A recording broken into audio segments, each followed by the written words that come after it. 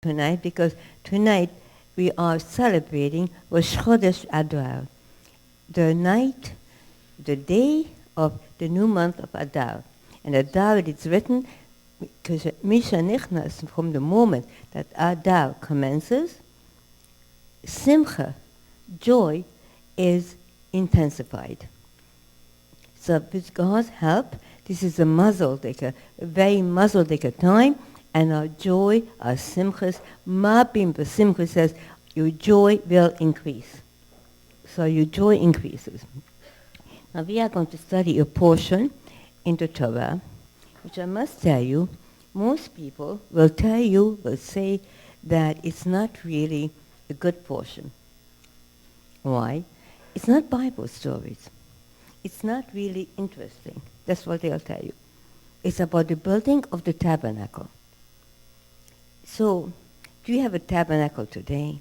Why do you have to know that? The measurements and everything else. Many places, this portion is skipped when somebody teaches.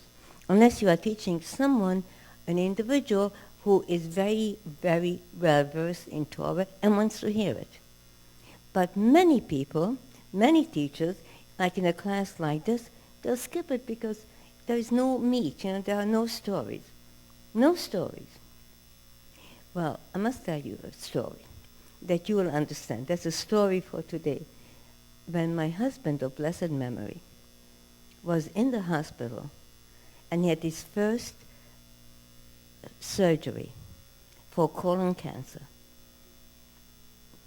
time came to go home. That was from NYU. And then instructions to try to find a good protocol.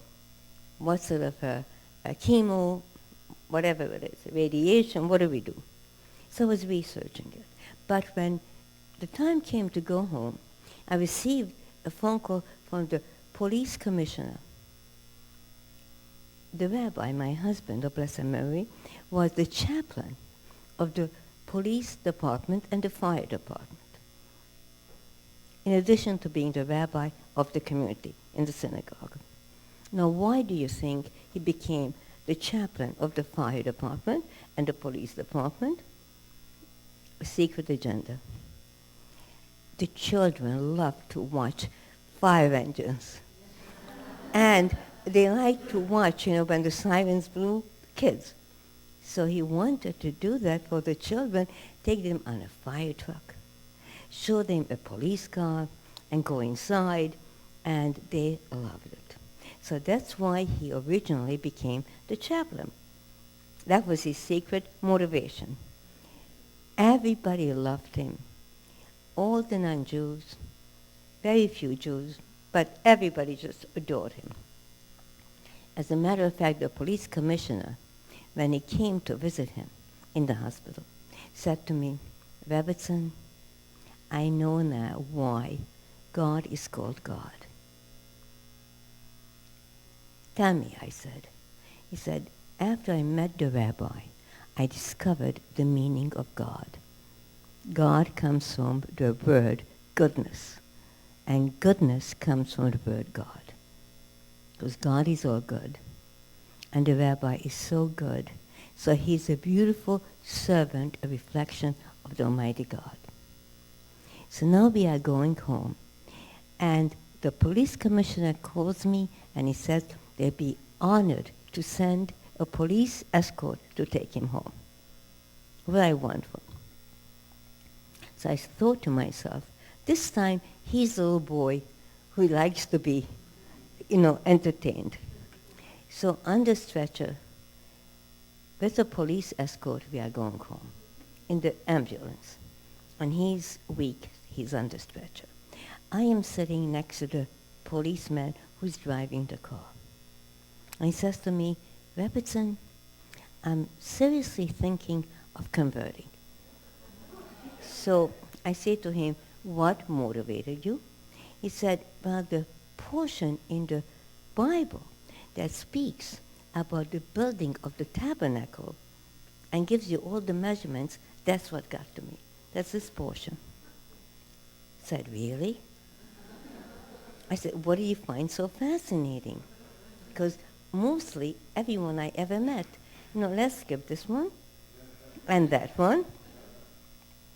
So he says to me, I think it's incredible that God gave a measurement for everything that has to be placed into the tabernacle.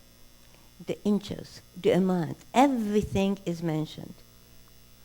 The ark, the table, everything, the menorah, everything is in detail. How high, how small, how wide, the ingredients, the material, and that could only come from God. Because if someone else would have given us these commandments, we would just build me a tabernacle.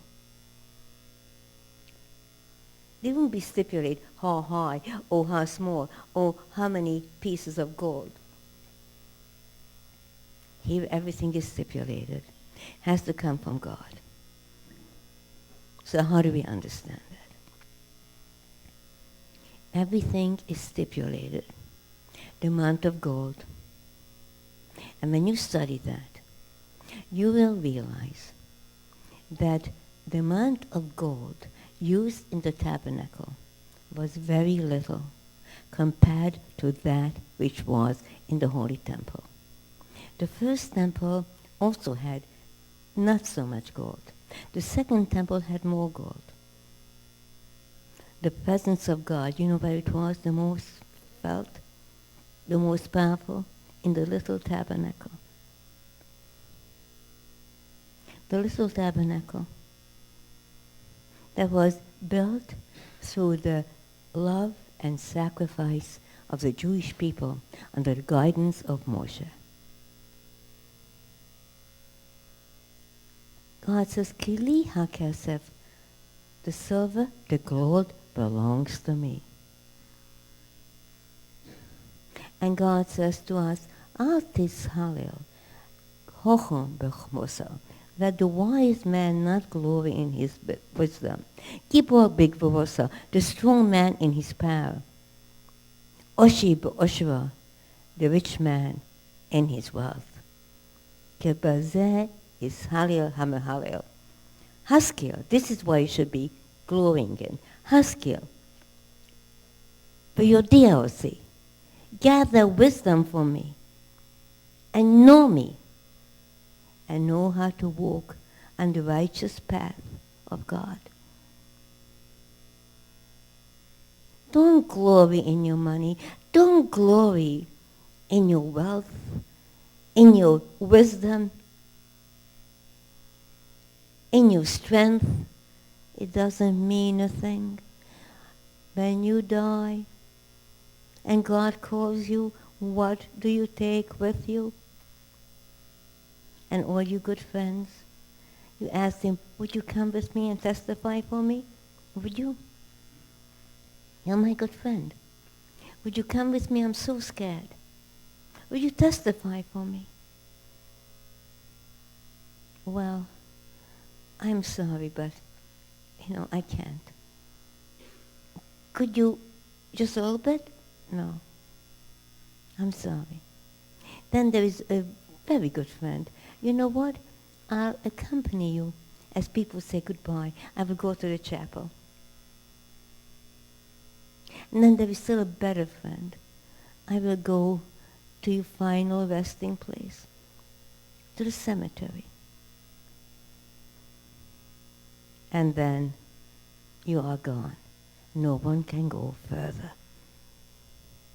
All the gold, all the silver, whatever you had is left behind. And before you know it, people forget. And you can't take it with you. What can you take with you? That which you gathered in your soul from the Torah, that you could take with you. So when you come up there, and God says, what did you accomplish? What did you do? Well, I tried. Did you really try? Angel Gabriel, come here. Show the video. This guy tries everything. but never tries the wisdom of God, the meaning of giving. So now we are going to start the portion, the chapter of the week, the parsha. Listen carefully. You'll find it amazing.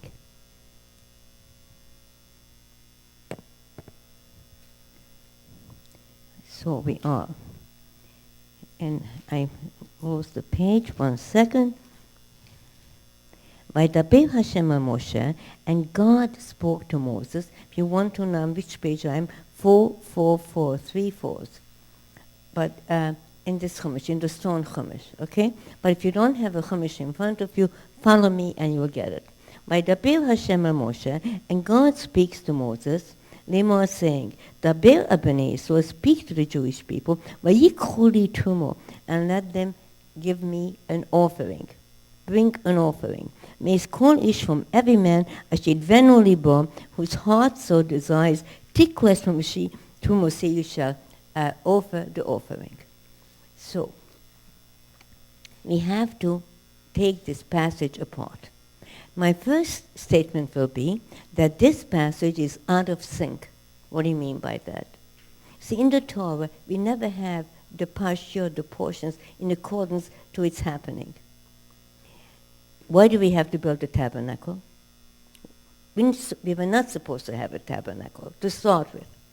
Because if you come to Mount Sinai and you say to God, we will live by it, we will live by it, we will keep it, we will keep it, what do you need a tabernacle for? Your whole life is a tabernacle. I'm going to build an altar in my heart. My heart is a tabernacle. Do I need a building? Do I need a tent? My heart. I believe in you, God. My whole life is serving you. Do I need a symbol of that? So 2 parshas from now, not now, in 2 weeks, they're going to study about the very terrible sin the Jewish people committed with the golden calf. Now we need a tabernacle. For what? For atonement. That God should forgive us. You have to have a special place where we could go because the air has become polluted from our sins. The tabernacle in our hearts was broken.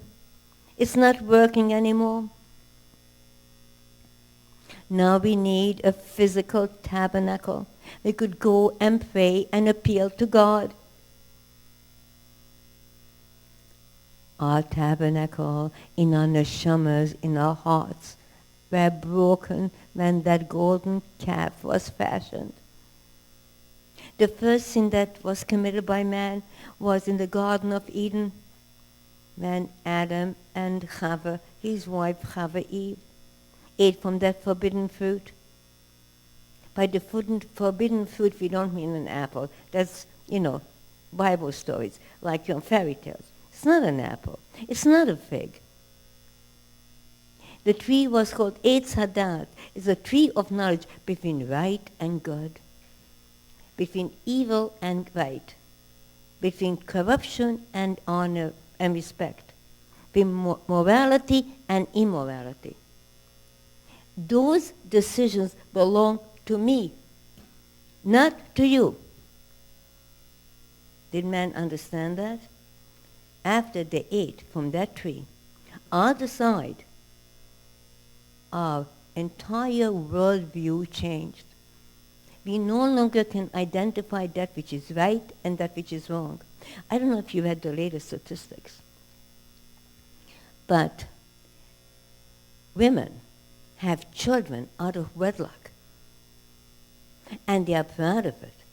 There's nothing to consider. It's not something to hide or to be ashamed of. The percentage is very high. I don't even want to tell you because it's shocking. And the society has accepted it. There's nothing wrong with it. The government has to support these children. It's fine. It's okay. There's no reason why not. You have a new morality. You don't have to get married. It's the 21st century. Don't you know that? It's relationships. We'll have a few babies, maybe, or just one. And then we'll see if you want to get married. Sounds familiar? Am I exaggerating? No wedding invitations. We don't want to go through that. What for? If you get a divorce afterwards, it's very complicated. Lawyers' fees and all that.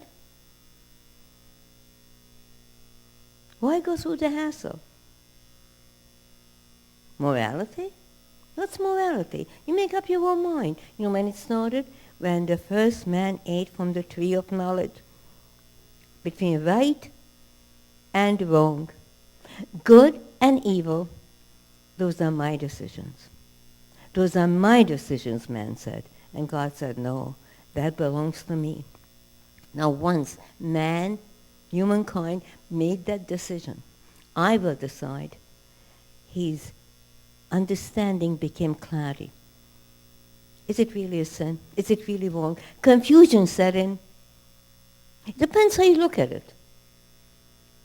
It depends what makes you happy. Isn't that true? That's who you are, then that's who you are, and that's it. It's good for you. A higher authority? Nah.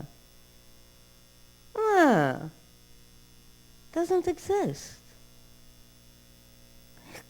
And then there was darkness in the world. Clarity was removed from the heart and from the mind. We received that clarity again at Mount Sinai. Everything became clear. God spoke to us, revealed himself. We are reborn. And guess what? No sooner does God speak than someone like the snake comes. Snake doesn't mean a snake, an animal. Snake means in Hebrew, nachash. Nachash is snake. Means the imagination. You know what would happen to you if you'd eat from that tree? The snake said, the imagination said, you'll be like God. You'll be God-like. That's why God doesn't want you to eat from the tree. Because it's like a competition to him. And now we have clarity again. We just received the Torah. We said, Nasa v'nishma, we shall do it. And we shall study it. First we shall do it because we have such trust. Comes from you, we will do it. And then we'll study the text. Normally people, if they have a contract to sign, they say, let me look it over, take it to my attorney, and then I'll get back to you, no? And a good attorney will make sure that every T is crossed, every I is dotted, yes or no? And even then, there are loopholes. If a good attorney, so-called good attorney, who wants to make a shtick, looks it over, well, maybe you could do this or that. And so after God gave us the Torah and we said, Na'aseh, we shall do it unconditionally, Nishma, then later on we will study it, comes the serpent again. This time in the form of nation. Who were the nations? The nation represented the Egyptian converts who came with the Jewish people. Because Egypt was finished. Egypt crumbled. So the aristocrats of Egypt said, we want to join you. But no one should convert. No one is allowed to convert because they want to have money, because they want to be successful, and the Jewish people are successful. So if someone wants to convert today, we have to say that into that individual. Are you prepared for Hitler? Will you give up if Hitler comes? Today we have Ahmadinejad. Are you prepared for Ahmadinejad? Are you prepared to die for your God if necessary? Or will you give it up? Will you give it up? And so the golden calf came and destroyed mankind because we allowed it to destroy us. The converts converted for the wrong reason. If Michael wants to convert because he's marrying Susan and she's Jewish, And the parents won't accept you if you're not Jewish, and she has a big inheritance at stake. Or if Susan wants to marry Michael because Michael has money, and Susan is not, she is not Jewish, but Michael has deep pockets. All of a sudden, he becomes very attractive. And you marry Michael. And you're not Jewish. That's okay. I'll convert. A bogus conversion. It doesn't work. You can't fool God. And that's why those Egyptian aristocrats converted, and they came. And they were commissioned by Pharaoh to also do some espionage. Some of them. What are the Jews doing? What are they up to? What's the situation? Even when Russian Jews came out from the Soviet Union, some of them, amongst them, were those who were sent by the Russians to do some espionage work because they weren't really Jewish, and they got in somehow. Always have to be careful. So now what do we do? Once again, we have confusion. We don't know what is right and what is wrong. So what does God say? Make me a tabernacle, and you come into my house. You will ask for clarity, and you will pray, and I will listen, because you can no longer pray in your tents, because you cannot focus on me. Everything is polluted outside. But this tabernacle will be built under the guidance of Moses, and there is sanctity. Enter. Submerge yourself in the sanctity. So we build the tabernacle. But my problem is that this tabernacle should be mentioned after the sin of the golden calf. We didn't study about the golden calf yet. You follow? Why is it out of sync? And this is a lesson that you should all absorb and take into your heart, into your mind, because this will help you all your life.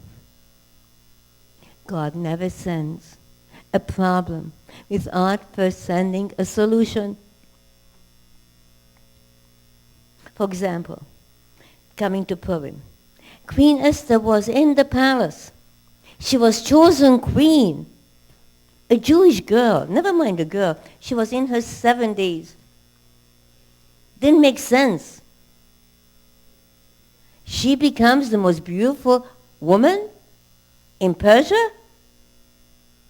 A woman in her 70s? You know, children play, I'm Queen Esther.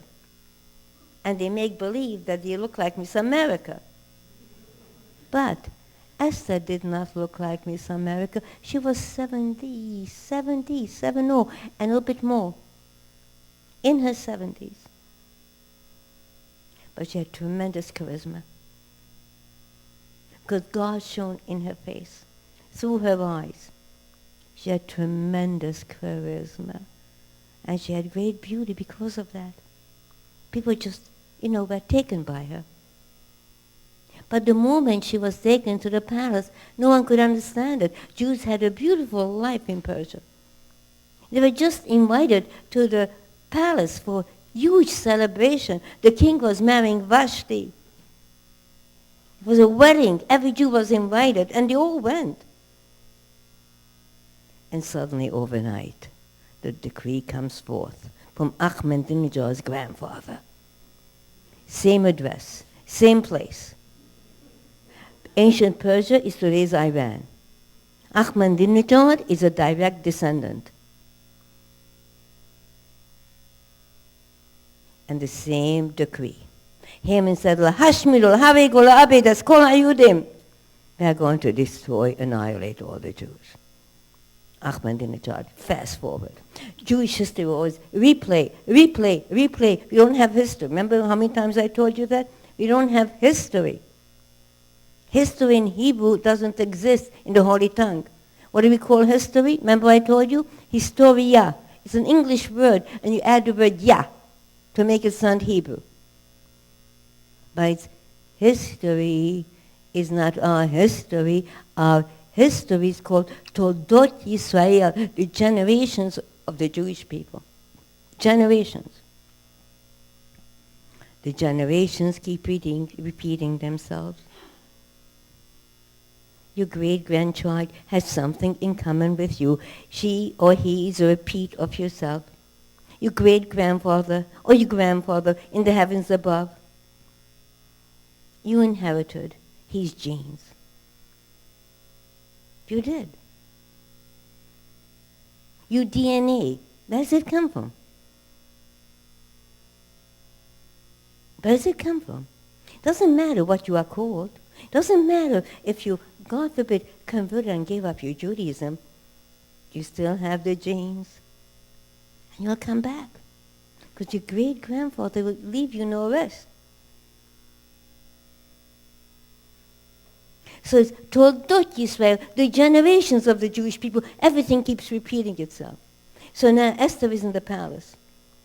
The Jews do not understand why she had to be taken to the palace. Mordechai doesn't understand, but Mordechai said, if you were taken to the palace and you do not look like someone who should be taken to the palace, and if they chose you of all the women in Persia to be the most beautiful, there must be a reason from God which we do not understand. So don't tell anyone that you are a Jew. Let's see what God wants. And she doesn't. She doesn't breathe a word. She comes into the palace. She asks for 7 maids to attend to her. Each day a different maid. Why? Because she doesn't want the maid that she has to detect that on Shabbos she behaves differently. So every day a different maid. So on Shabbos when she doesn't do anything, that maid would think that this princess that is in my palace is a pampered little spoiled Jewish princess. A Jap. So now, what do we learn from this? Fast forward again. Before you know it, a decree is made in Persia. There's this man, the minister, the prime minister of Persia, says to the king, there's a nation who does not act loyally to the king. They do this, they do that. And the king says, but I'm afraid because they have a history where God always champions their cause. Don't worry, Haman says. They are sleeping, they're not keeping the commandments. And when they are not keeping the commandments, it's time for us to act. We could annihilate them. When they are not keeping the commandments, then we win. And that's why Hitler, fast forward, also made battle on us when we abandoned the commandments. See, we abandoned the commandments in Europe? Yes. We had Jews in the Städtler, in the villages, who were very, very observant, wonderful Jewish people. But the Jews in the big cities gave it all up. I'm not saying all of them, but a tremendous amount. Assimilation. Look at the film Sunshine. You could take it out. Hungarian Jewry, converting to Christianity. German Jews, converting. And the slogan was, be a Jew in your apartment, in your house, but not outside. Do you understand this? Same thing in Persia. In ancient times, the days of Esther. Now the decree is made. To annihilate and to exterminate every Jew. Haman's agenda. Does anyone care in the great Persian Empire? Does anyone stop him? No. Does anyone care today that this madman is willing to nuke the Jewish people by pushing a button? And he has the wherewithal. Every day is a day more dangerous. Does anyone care? Wait, we will negotiate. Do me a favor. That's what Chamberlain said when he came back from his conference with Hitler. Peace in the world. Prime Minister of England. Have Hitler. I spoke to the Honorable Mr. Hitler. It's all settled. We negotiated. Do you understand this? So what is the Torah teaching you? Before the problem comes, the solution is there. So God teaches us about the tabernacle before the problem, before Haman comes. So we should know there's always a solution. Are you panicking about something? You have a personal problem? Calm down. Calm down. You have a solution. But what is it? Let me tell you. Whenever you are nervous, you panic. And you cannot do anything because you become crazy. Your hands don't move, your head doesn't work, nothing works. Ever see something, you're late, and you have to go and look at your watch, and you can't find the keys to the car. So someone comes and says, what are you so nervous about? I can't find the keys, what do you want?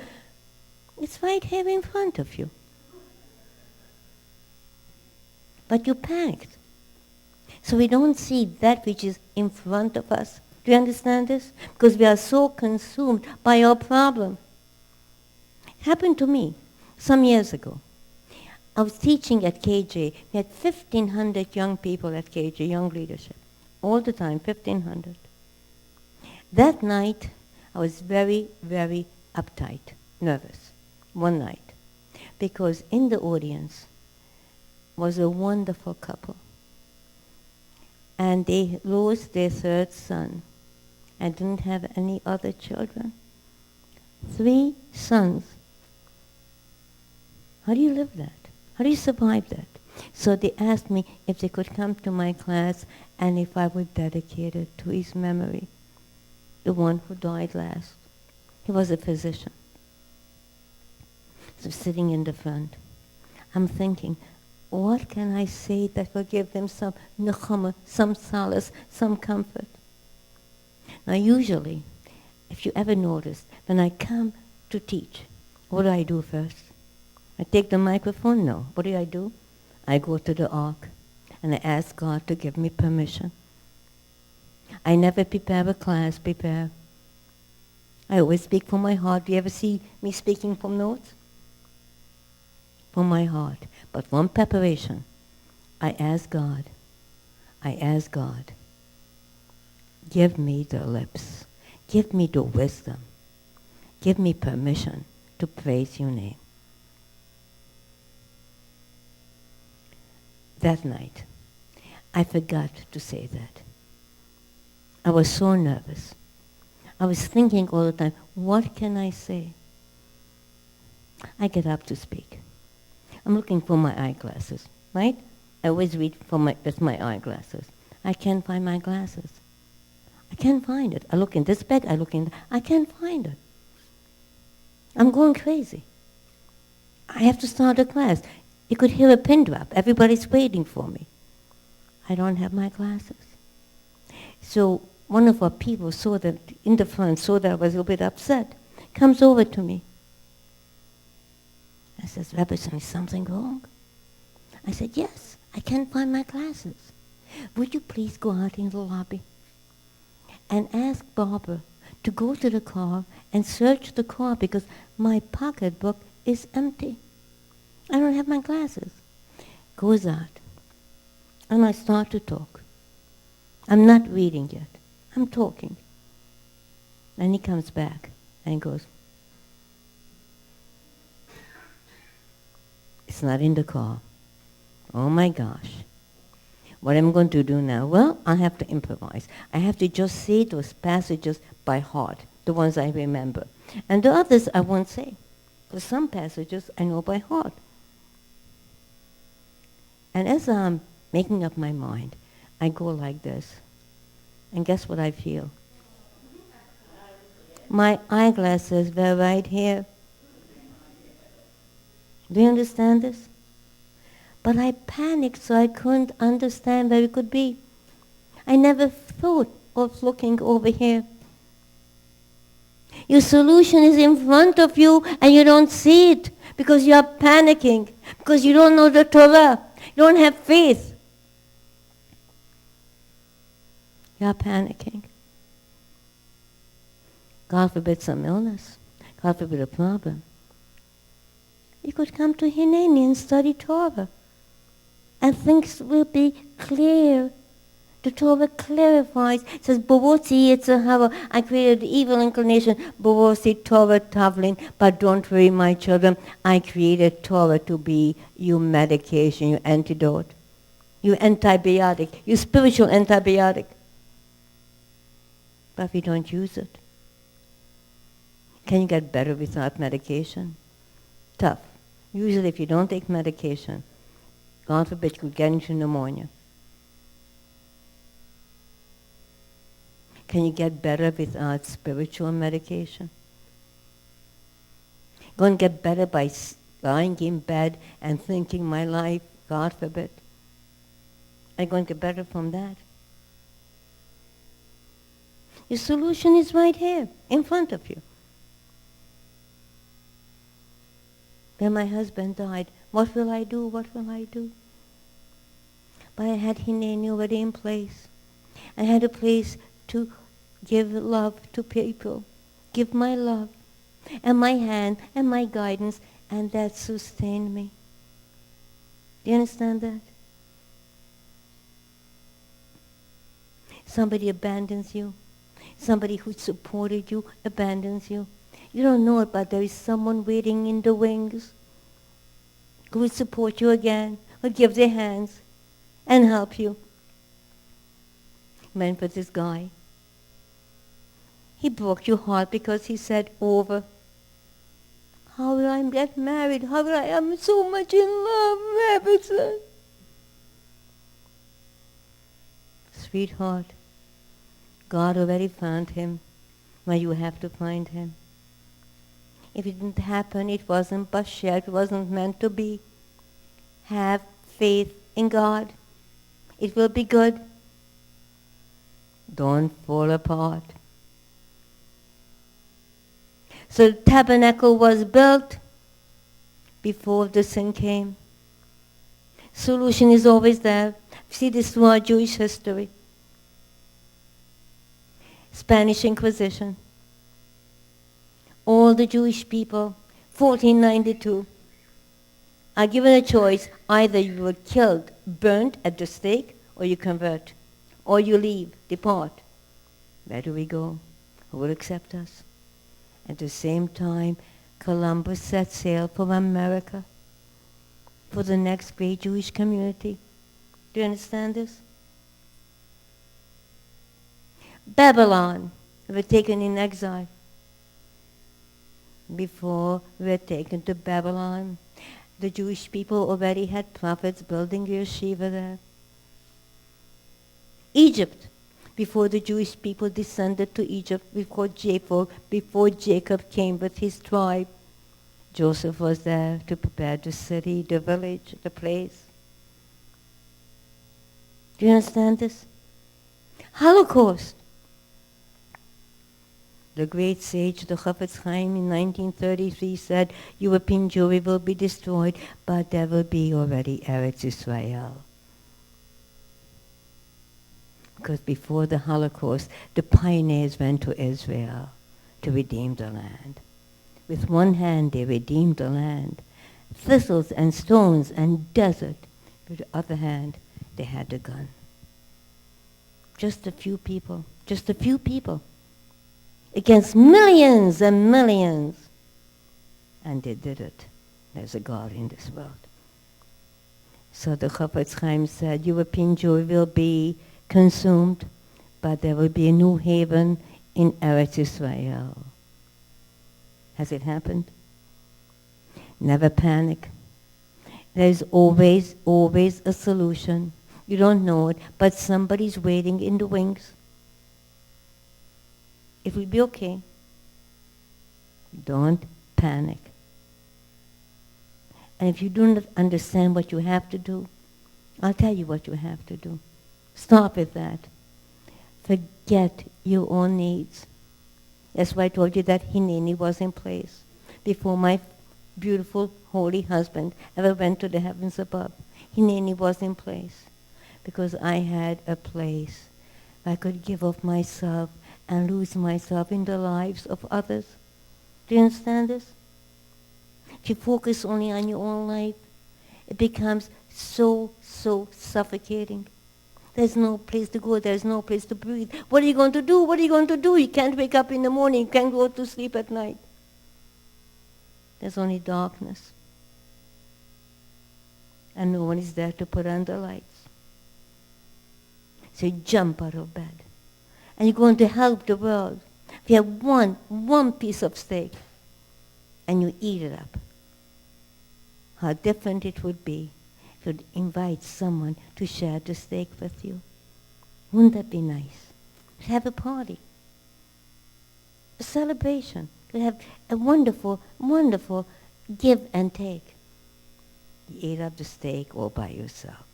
So now your belly is full. But is your heart full? Did you do anything for yourself? That food that you ate will become soon waste. But the hand that you give is forever. Do you understand this? Your solution is there before the problem, except you don't know it. Because you're so consumed by darkness. And it started all in the Garden of Eden, when Adam and Eve ate from that forbidden fruit, and they made themselves the masters. We will decide that which is moral or immoral. So God says, bring me an offering, and all of you will build the tabernacle. All of you will have a share. The word offering and bring me are very difficult to understand. They're problematic. So vayikhu li tumo. Vayikhu doesn't mean give, but means take. Is God telling them to take? Or is God telling them to give? Which one is it? To give, right? Give me an offering. But it says take. What do you learn from that? What I just told you before. When you give, you are really taking. When you give, you are taking. How many times does it happen that young couples come to me, or older couples come to me, they want a divorce. And one of them wants it more than the other. And the one who wants it more usually says the following. I would ask, is he a nice guy? The girl, I ask. Yes. Is he a good father? Yes. So what's the problem? Rebbetzin, I don't want to be in a loveless marriage. I don't love him anymore. I said, really? I said, do you know what love is in the Holy Tongue? Because the Holy Tongue, I told you many times, is definitive. Remember I told you that? Every word has its own definitive meaning. In English, in any other language, it doesn't work. Words are words, but they do not convey the meaning, what you have to do. Like remember I always tell you the classic example, madua, why, doesn't mean anything. In Hebrew, madua, madea, what do you learn from this? That's the literal translation. Lama is another word. Lema, what and, le, to what and. Do you understand this? Different from why. Shalom, hello, peace, no. Comes from the word shalem. Shalem means complete. When you say hello, you have to make someone feel complete. How are you? I missed you. And how's your mom, your dad? What have you been doing? Making them feel complete. The other day, someone gave me regards from such and such. Do you remember them, Rebbetzin? Because she told me that you will remember them right away. I said, of course I do. With much love. Do I remember them? To be honest with you, I meet thousands of people. How can I remember names? But I say, yes, I do. Am I lying? No, because I do remember every person in my heart. And I give my love to every person that I can. Is that lying? No. But do I remember their names? No. But I want to make them feel complete. I say, don't. I would never, never, never admit to it. But if somebody overhears me say, I really don't remember, I would say, please don't share this with anyone. I don't want the other one to feel badly. Make the person feel complete. You get the message? So every word is definitive. So ahava, love, that's in Hebrew, love, because this girl complained that her marriage dried up, correct? The word love in Hebrew is ahava, comes from the root word have. Have means to give. You know what love is? It's not a feeling. It's not an emotion. It's not seeing stars. No, that's not love. Love means to give. So I said to this woman, maybe the reason why your love is no longer there is because you are not giving. She said, what do you mean? I said, study nature. A mother who nurses her baby and she stops nursing. What happens? Her milk dries up. The more milk she gives, the more milk she has. The moment she stops nursing, the milk dries up. The moment you stop giving, your love dries up. And we live in a crazy society, a crazy culture where, what is he doing for me? What is she doing for me? Everyone is entitled. And no one feels indebted. I have to give back to him. I have to give back to her. I want to make her happy. I want to make him happy. Not what I need, what my friend, what my teacher, what my mother, what my sister, what my dad, what my husband needs. Do you understand this? And we don't know how to give. We don't know how to give. You know to whom we know how to give? To dogs. We take them for walks. We buy the best food for them. We take them to doctors. We even get a little coat for them. And we kiss them and we hug them. And we say, oh, I would never go without my dog. But mothers, sisters could be left behind. Do you understand this? Do you understand this society? Kissing your mother, kissing your sister. Did you say hi? Yeah, looking at the computer. Did you walk your mom to the door? Did you wave goodbye? My father, the holy sage, and my mother, the holy Rebbetzin, when they were able to, they climbed down the long steps from their house, and they stood on the street until the car turned the corner. And my husband did the same for me when I would travel. And they kept waving and blessing. And when he could no longer walk, he would go to the window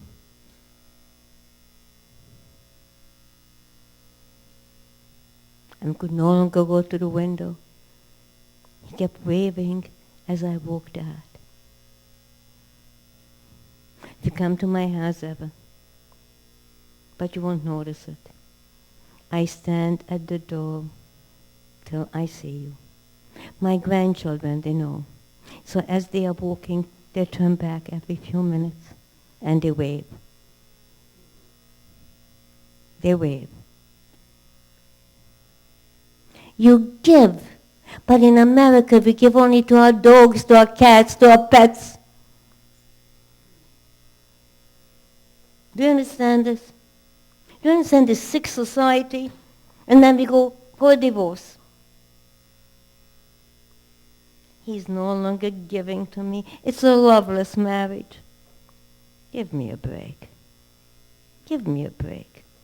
Just give as much love as you would give to your puppy. Take a walk with your wife, with your husband, as you walk with that dog.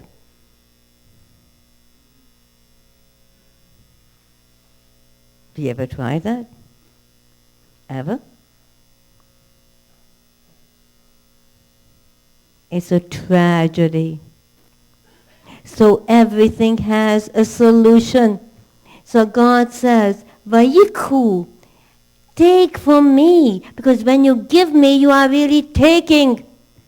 When you give me, you are taking. You think you are giving me an offering. I need your offering. But you are taking.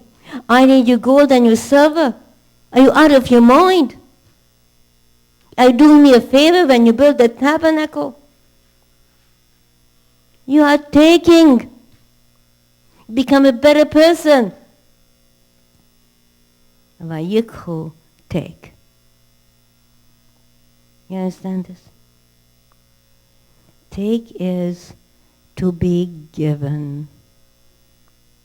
The more you give, the more you are able to take into your life gifts, treasures, with which you are going to be able to go up, up, up. So look at your neshama, look at your soul before you go to sleep tonight and ask, have I given enough? So why do I complain? If I do not have something in my life that has meaning, why am I complaining? You didn't follow the formula. It says, take from me, but God says, it means give to me, but you will take it. Do you understand the difference? It's an awesome teaching. And then it says Terumah. Terumah means an offering. But it doesn't really mean an offering, literally. Terumah comes from the word hamutor, that which is permissible. Do not give that which you stole. Terumah, the offering means that which is permissible. Same word. And one more word it means. Lahavim means to be elevated. The more you give, the more elevated you become. So offering means to be elevated, and offering means that you have to make sure that that which you give is honest, not stolen money, not stolen silver.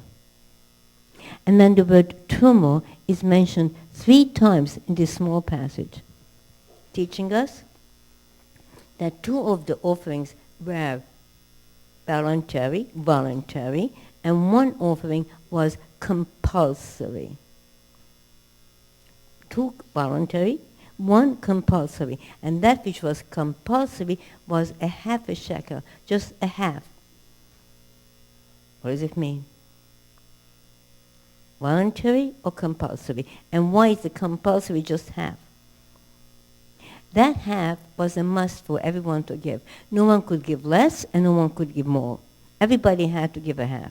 The others were voluntary.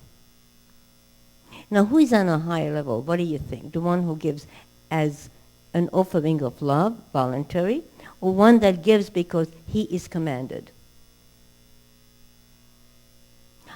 You would naturally say the one who gives because he has a good heart.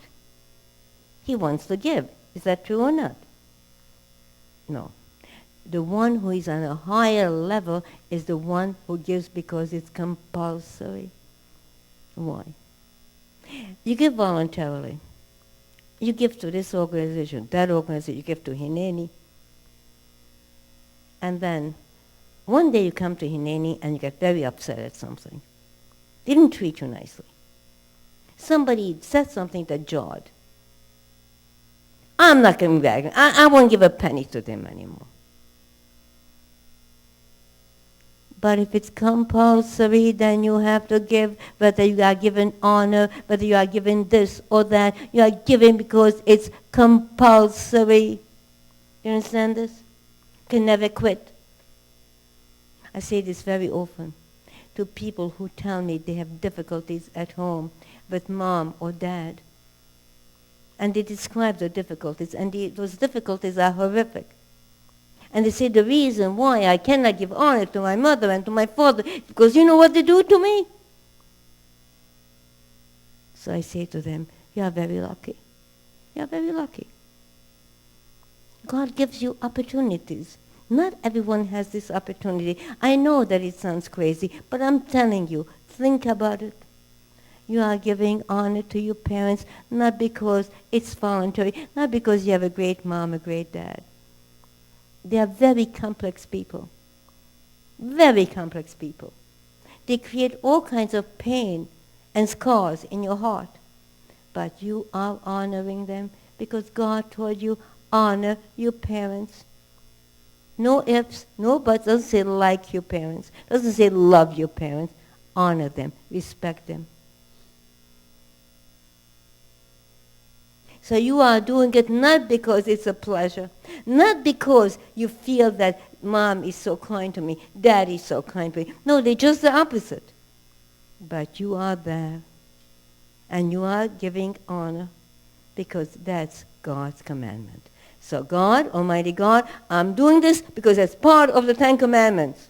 And you salute. Do you understand this? And this is the whole teaching of the Torah. In Bergen-Belsen or in New York, in Auschwitz or in Jerusalem, what do you have to do? Yes, sir. In winter, in summer, in the ice cold, in the heat, in illness, in health. Yes, sir. Yes, sir. It's compulsory. Compulsory. So sometimes you fall, sometimes you cannot do what you would like to do, and you say to God, God, I know it's compulsory, but forgive me, I failed you today. And maybe you will fail tomorrow also. But as long as you know that you fell down, you will also be able to stand up. But if you don't recognize that you fell down, you think you have a right to shut the door on your parents. You think you have a right to say, I'm not going to pray anymore. Look, I was praying and praying and praying, and look what happened. Everybody's getting married except me. Everybody's making money except me. God, I'm not going to pray anymore. I have people telling me that. I said, listen, prayer is not a laundry list. Prayer is standing in front of God and asking God to help you in the darkness, to give you his hand, and to admit to everything that you are. Not to make deals. Says to this person, I said, do you think God needs your prayers? Are you out of your mind? You know who needs the prayers? You. Because if God wants, in 2 minutes, you're gone. If God wants, God forbid, you can't open your eyes. If God wants, God forbid, you go out in the morning and you never come back. You are thinking that you are doing a favor to God? You are doing a favor to God if you open this book and come to a Torah class? It's a sick thing. Usually people expect me to say thank you for allowing me to teach. Do you understand this? I went to your Torah class. Aren't you grateful? They don't say it in so many words, but that's the attitude. That's the attitude. And you know it. That's our mindset. I'm so good that I did this. Do you understand this? Our mindset is all wrong. So why do we have to give that compulsory half a shekel? Half. Why is that compulsory? And the poor one cannot give less, and the rich one cannot give more. So the rich one shouldn't say that this was built on my money, and I have this and I have that. When I come in, I sit in the front row. And the poor one shouldn't feel that I don't have a share. I could sit in the back because that's where I belong. Compulsory. Poor cannot give less and the rich cannot give more. Compulsory. And can only give a half. Cannot give more, just a half. Why a half? So that you should always have humility. Only half of the equation. Only half of the Jewish people. You are never the whole thing. You are always a half. You are not great, you are a half. Remember what I said before? Don't glory in your wisdom. Don't glory in your power, in your strength. Don't glory in your wealth. If you want to glory in this. Haskel, B'yodiasi, gather my wisdom and know me and do righteousness. Glory in that. If you have something to glory about. So only half of the equation. And what else? Why else I only the half? But you have to remember, half of the equation is to give that money. Let's say from $10 you give 5. Nobody can give 10. Only 5. No one can give more. Because the other half, the other 5, is not the money. What the other 5 is? The way in which you give it. Are you giving it with a smile? Are you giving it with love? It's not just money. It's everything, your attitude. Your mom has to go to the doctor. So you have a fight with your sister. I took mom last week, now it's your turn. And you say, listen, I am not able to do this every week. It's not fair. You have to do your share. And she says, well, I can't. I have too many things I have to do. So look, you know what? We'll put mom into some nursing home. So you feel badly. So you go. And your mother isn't quite ready. It takes her a long time, to go put on her shoes and put on this and put on that. She's not so fast anymore. Mom, you are always late. For heaven's sakes. I told you I'll be here at 9 o'clock. It's 10 o'clock, Mother. Can't you ever be ready? That person lost the mitzvah. It would have been better if she wouldn't have volunteered at all. The other half of the equation is how you give it. With what feeling? With what attitude? A half is shekel, a half is what you give, the other half is how you give. Do you understand this? And you always have to remember it. Always remember it. So we'll have one more passage from this parsha, which is supposed to be so boring, which is so deep. So deep. It says, V'osuli mikdosh, shall make for me a sanctuary, v'shochanti betochom, I shall live, I shall dwell in their midst. V'osuli, you shall make. And v'shochanti betochom, I will dwell in all of you. Sanctuary is one sanctuary. So how could God dwell from that one sanctuary in all of us? God enters the heart of every person who so desires, who makes room for him. I think I told you once there was this great Rebbe who said to a little boy, where is God? Giving him a test. He says, oh, Rebbe, I know. God is everywhere. The Rebbe says, no, my child. God is not everywhere. God is only in the heart that allows him to enter, that builds a sanctuary, that builds a mizbeach, an altar in the heart. the heart where you could light a menorah. The heart that has a desire to make room for God. You make room for God in your heart. Do you?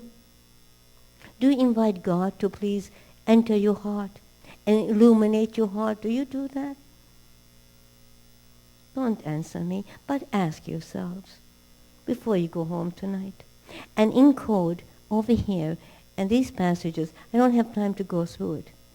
It's mentioned when the first temple would be destroyed, when the second temple would be destroyed. Exactly. Mentioned exactly. So how could that be that we didn't alert ourselves? It's written here. How come the people didn't listen? But let me tell you something now, and with this we will conclude, because I will talk to you about Purim soon. And it's the most amazing holiday. It speaks to us today because that which is happening in the world happened in the days of Purim. Exactly. Exactly. But listen to this. King David, who lived centuries before the story of Purim unfolded, before the Jews were taken into Babylon,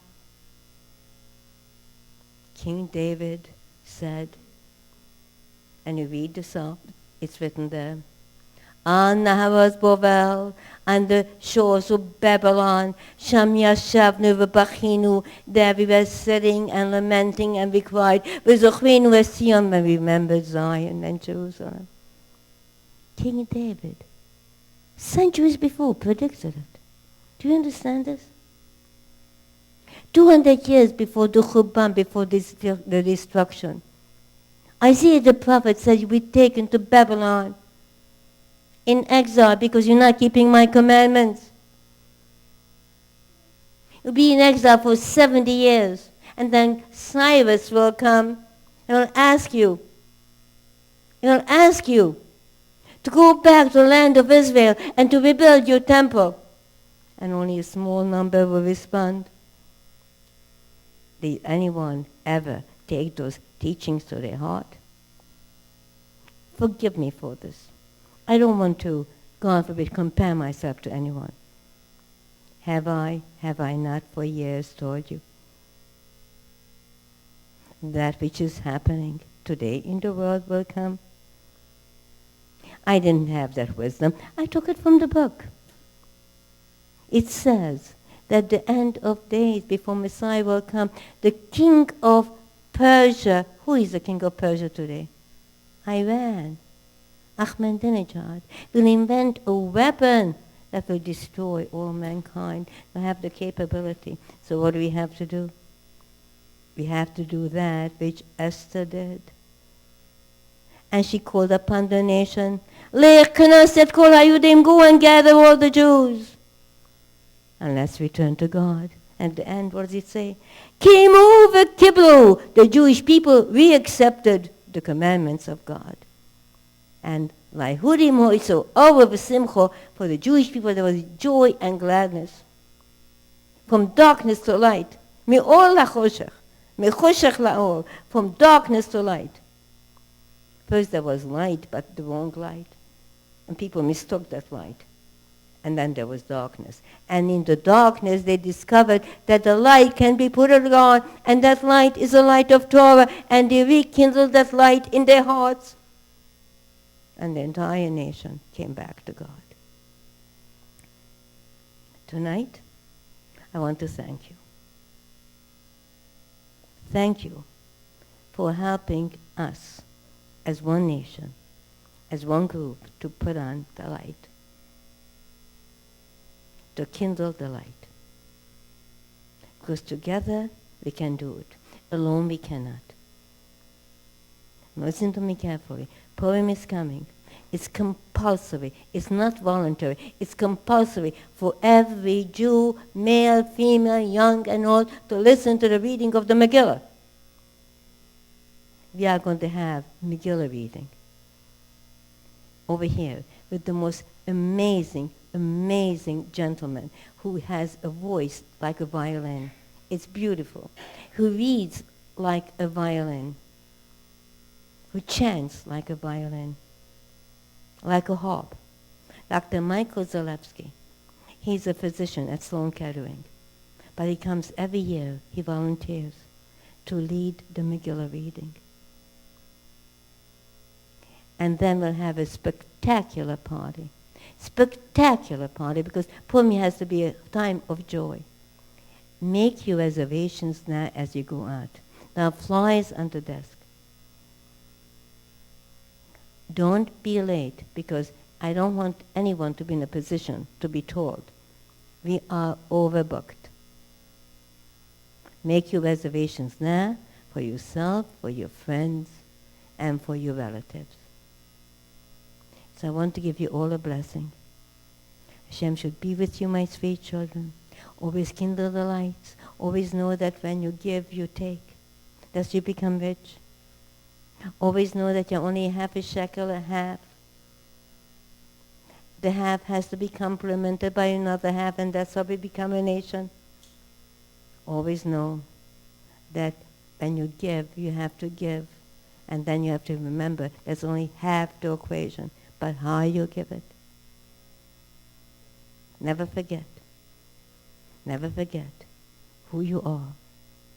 And never forget that when you have a problem, and you think that the world is over, you won't be able to make it, there's help. The solution is there waiting for you. But you are panicking, and you are depressed, and you are falling apart, so you don't have the light in your mind and in your heart. It's there. It's there. Solution is there. Don't fall apart. I love you all. I wish you a good Shabbos and a good Chodesh, a good month. Don't forget to take the information from the desk for our Purim celebration. It's going to be spectacular. And we are going to have challah, as always, tonight, given to us in memory of Chaya Golda Feger Bas Yitzchak and the daughter of